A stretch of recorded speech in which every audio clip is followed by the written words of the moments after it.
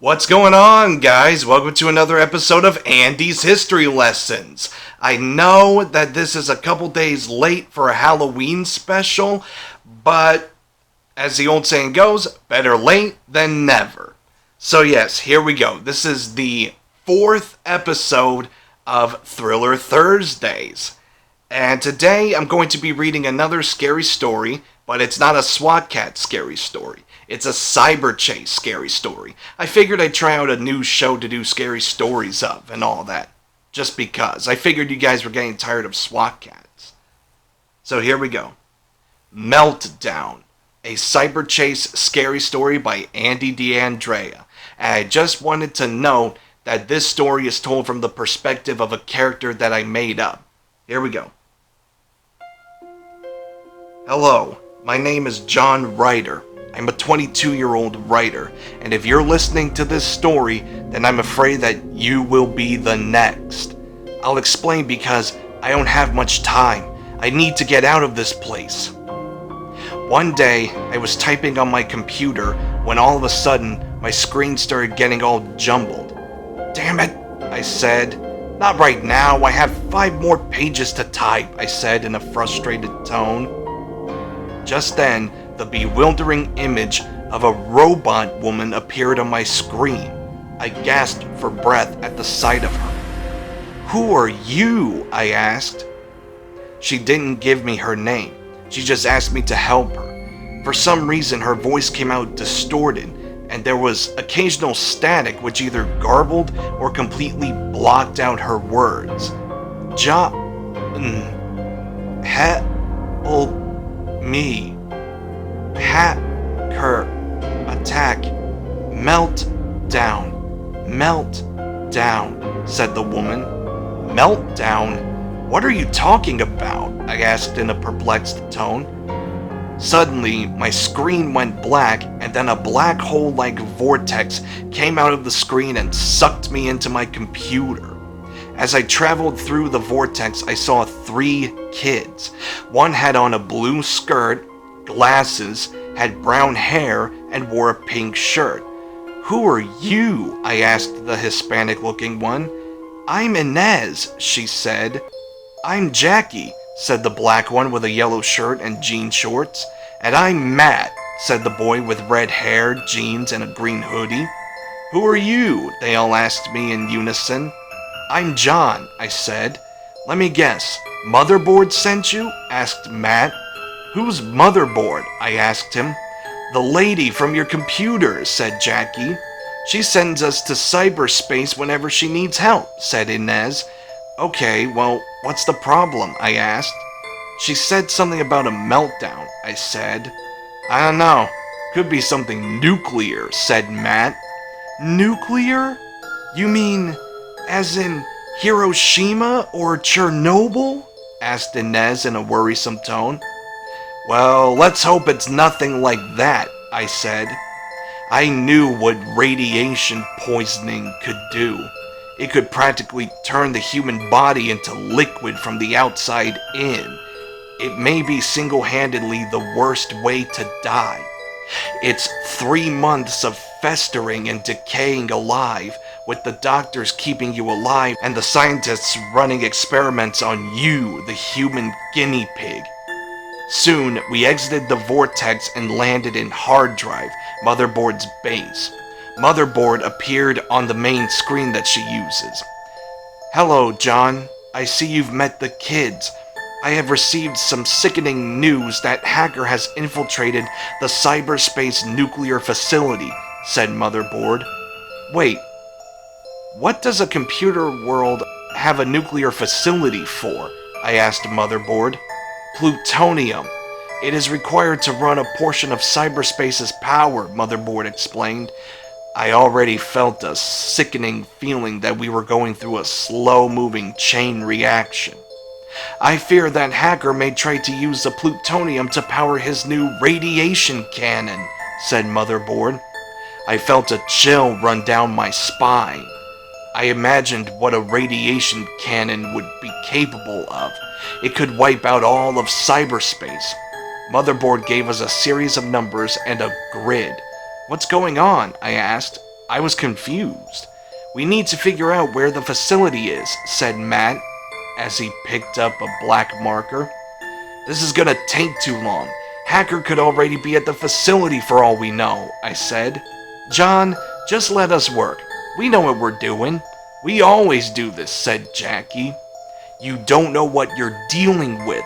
If Hacker hits you with anything radioactive, it could make your skin fall off the bone," I said. "Ew," said Inez out of disgust. I let the kids work. Every second felt like a minute, and every minute an eternity. The only audible sound other than the scratching of the markers was the beating of my own heart. I grew more and more nervous as the kids sought to find the location of the facility. "Got it!" shouted Matt. At last they had pinpointed the location of the nuclear facility. "Take Dr. Marbles over to the facility with you. He's not human and will not be affected by the radiation. Digits shall tag along to provide a distraction for you so you can stop Hacker and destroy his radiation cannon," said Motherboard. "Okay, let's go," said Inez. So we raced hurriedly in this spaceship-like hovercraft over to the facility. We landed and ran towards the facility, but we were too late. Hacker had already gotten what he needed. He started walking towards us with his new and fully functional radiation cannon. "Prepare to meet your doom, you brats," said Hacker. As soon as Hacker pulled the trigger, I saw a green beam of light begin to build, and right before it shot out of the cannon, I jumped over to my right, dodging the blast. The kids, however, were not so lucky. They were hit with that beam of radiation. As soon as the beam faded, I knew something horrendous was about to occur. I looked at the kids and watched as all the stages of radiation poisoning began to occur all at once.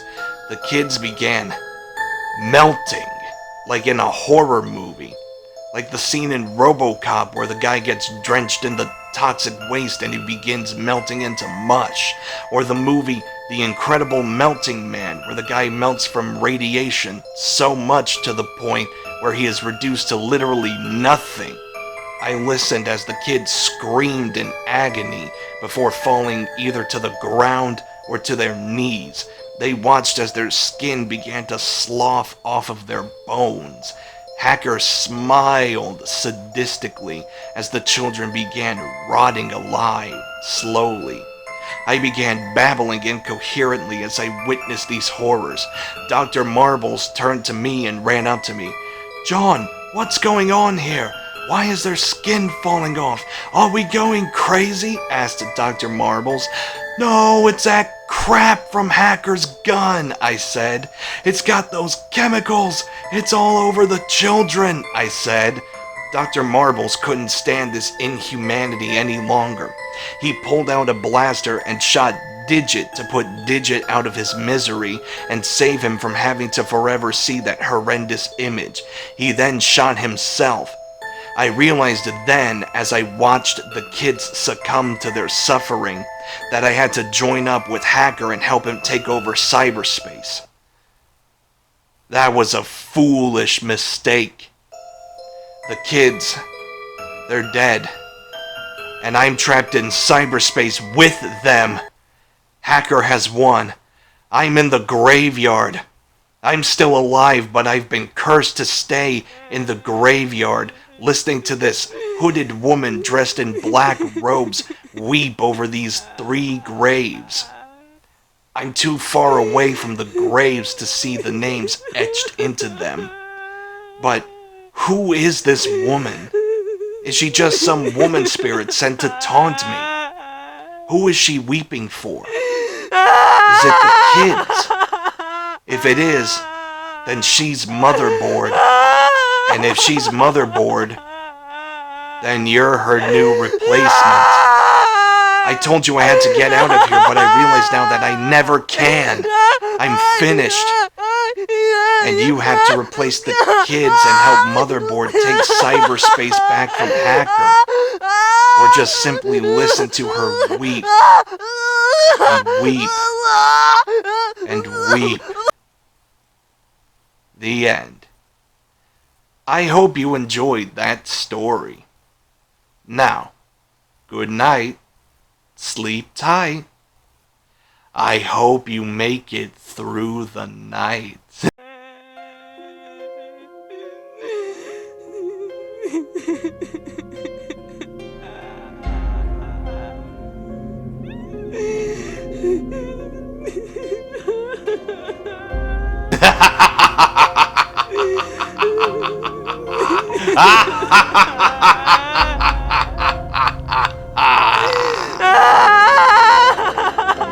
Fare thee well.